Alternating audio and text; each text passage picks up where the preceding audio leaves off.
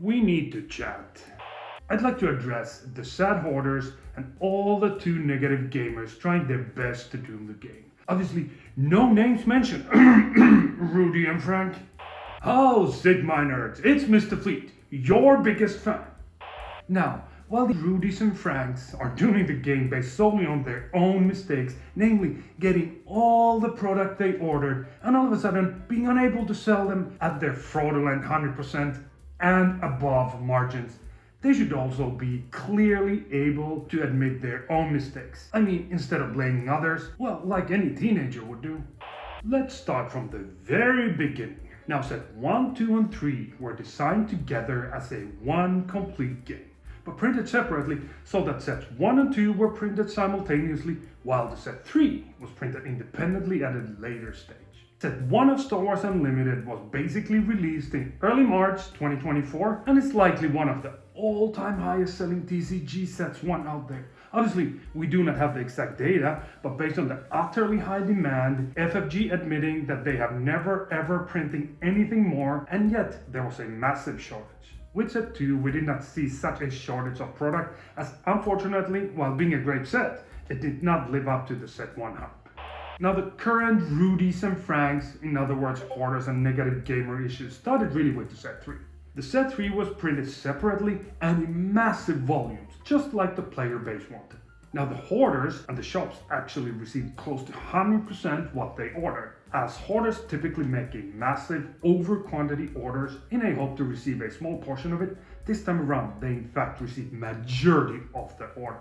This obviously led into the fact that the hoarders are not able to sell their product in secondary market with their fraudulent size margins, which in turn obviously makes one unhappy, and if unable to admit one's mistake, such person of course blames others and seeks attention and acceptance to feel like a winner again. Sad but true. Now guys, if we look at the state of set 3, it seems to be in a fantastic state from several point of views. Number 1, players are loving the game, the gameplay, the mechanics. It's a fantastic product. Number 2, there's zero availability issues, and players are actually able to buy the product for a decent price. And thirdly, the available sales indicators of set 3 look utterly great.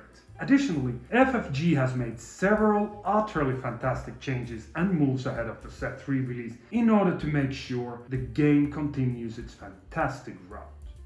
Just as an example, the Boba suspension. It could not have been done in a more impeccable way, and the timing literally could not have been any better. FFG has also taken prompt action concerning PQ pricing, PQ volumes, and likely even the OP pack contents. All in all, FFG is doing a really great job already now, even if there's only 3 sets out.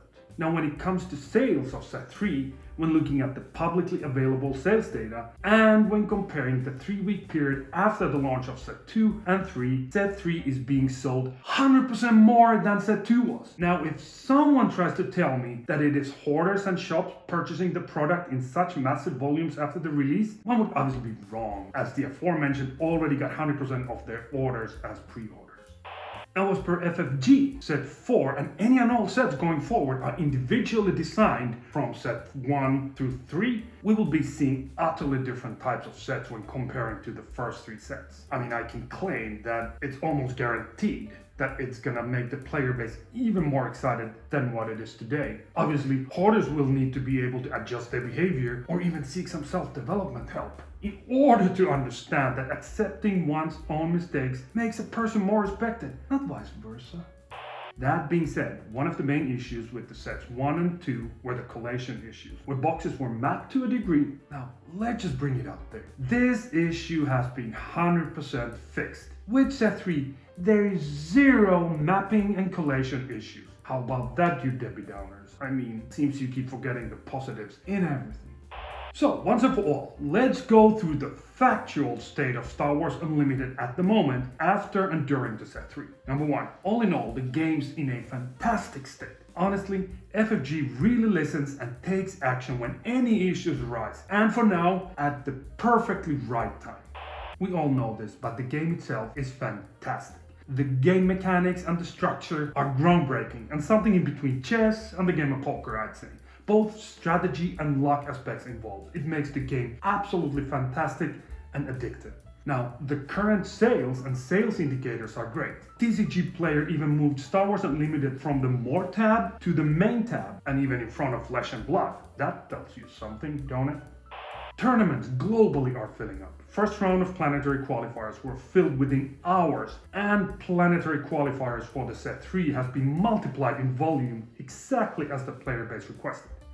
And recently, FFG even added a completely new position in their repertoire, a head of organized play. That person was hired from their head office in Europe in order to make sure that the future of organized play is utterly well taken care of.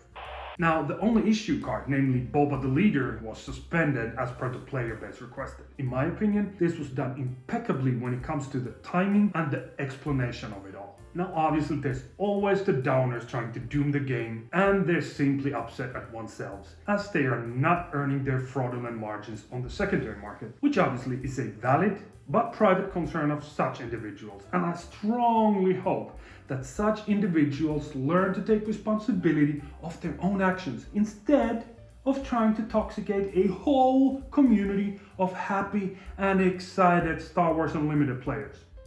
Now, think about the day when FFG actually starts selling the game outside of the gaming stores in mainstream retail.